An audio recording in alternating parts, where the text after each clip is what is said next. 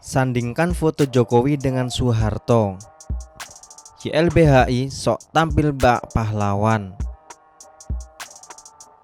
Yayasan Lembaga Bantuan Hukum Indonesia YLBHI mengunggah sebuah foto yang menyandingkan foto wajah Jokowi dan Soeharto dalam ukuran setengah wajah.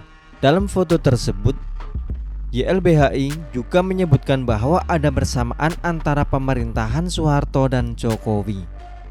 YLBHI melihat ada 10 kesamaan di sektor pembangunan.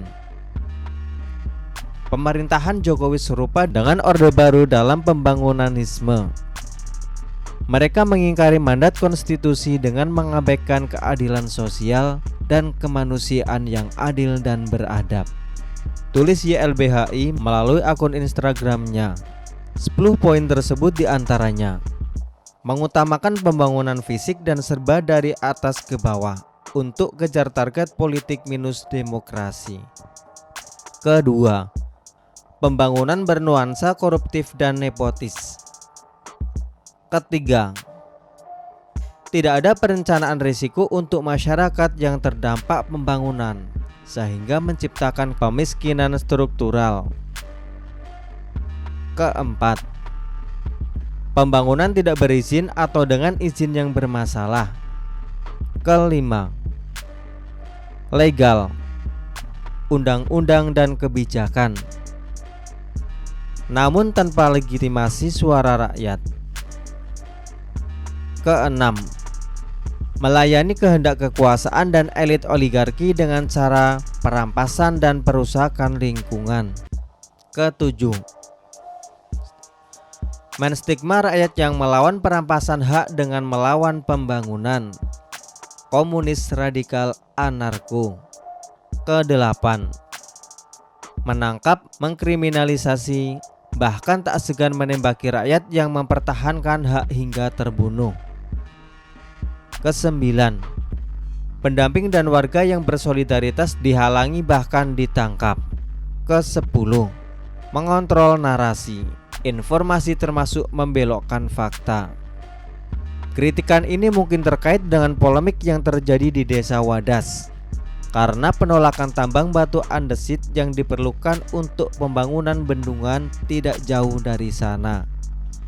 Begitulah YLBHI dan organisasi sejenisnya yang kebanyakan hanya menumpang tenar lalu membuat opini sesuka hati. Padahal keributan ini besar karena ada oknum yang memprovokasi. Benar, ada sebagian warga yang menolak, tapi tidak sampai rusuh sebesar beberapa hari lalu. Jokowi sendiri sudah membangun 65 bendungan. Dan baru kali ini terjadi konflik panas. Harusnya kita bisa bertanya-tanya kenapa bisa begitu. Harusnya para organisasi, LSM atau SJW mikir, bukan bikin keruh situasi dengan pernyataan yang tendensius. Masa hanya gara-gara kasus di Sawadas ini lantas Jokowi disamakan dengan Soeharto? Apa tidak salah lo? Dan satu lagi, di era Soeharto, siapapun yang berani bikin provokasi atau memancing di air keruh, kalian pasti sudah tahu bakal jadi apa orang itu. Sekarang aja mereka bebas bicara dengan kedok hak demokrasi, tapi bikin pernyataan tendensius. Kalau mereka tidak sanggup menjernihkan situasi dan meredakan panasnya situasi di Desa Wadas, tolong minggir saja. Sudah ada Ganjar yang ketemu dengan warga berkali-kali untuk mencari jalan keluar terbaik bagi kedua belah pihak. KSP juga sudah turun ke lapangan dan tahu persis apa yang sebenarnya terjadi di sana. Kalau tujuannya mau numpang eksis, maaf, rakyat tidak butuh itu. Yang dibutuhkan adalah solusi agar kedua pihak menang dan pembangunan bendungan tidak terhalang. Tahu nggak manfaat bendungan? itu sangat penting.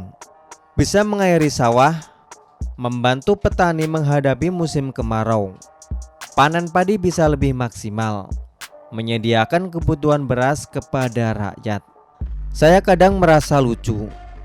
Seringkali setiap pembangunan selalu saja banyak yang menolak dengan alasan merusak lingkungan, tidak sesuai prosedur, izin dipaksakanlah, tidak merangkul rakyat, dan lain-lain.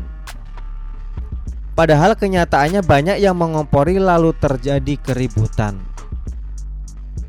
Tujuan mereka jelas, bukan membela kepentingan rakyat atau menunjukkan mereka waras, tapi karena dasarnya mereka bikin kisruh. Entah itu karena kepentingan terusi atau tidak dapat jatah sehingga ngambek kayak anak ingusan. Bayangkan kalau opini murahan mereka dijadikan referensi. Ya sudah, tidak perlu ada pembangunan lagi. Tidak usah bangun jalan, bendungan, waduk, bandara, pelabuhan, pembangkit listrik. Mereka ini justru jadi penghambat pembangunan. Mau bangun apa saja diributin, seolah mereka ini sudah kayak pahlawan. Padahal hanya bikin semak dengan gaya munafiknya. Mereka hadir dengan membawa kepentingan masing-masing, tapi sekilas tujuannya sama. Tidak membantu sama sekali upaya pemerintah dalam memeratakan pembangunan. Kerjanya hanya bikin statement tendensius yang pasti bakal menghambat pembangunan itu sendiri. Seperti yang tadi dikatakan, seandainya saat ini masih dipimpin Soeharto, kelompok model begini tidak bakal berani seperti sekarang. Berani garang tanpa alasan jelas. Silahkan tanggung akibatnya.